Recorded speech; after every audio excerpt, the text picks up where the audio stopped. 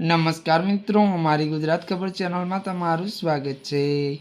મિત્રો, દેશ દુનિયાની તાજા ખબર જાણવા માટે અમારી ચેનલને મિત્રો તમે અત્યારે સબસ્ક્રાઇબ કરી દેજો। જી આ મિત્રો, અત્યારે હાલની સૌથી મોટી અને દુઃખદ ખબર સામે આવી રહી છે।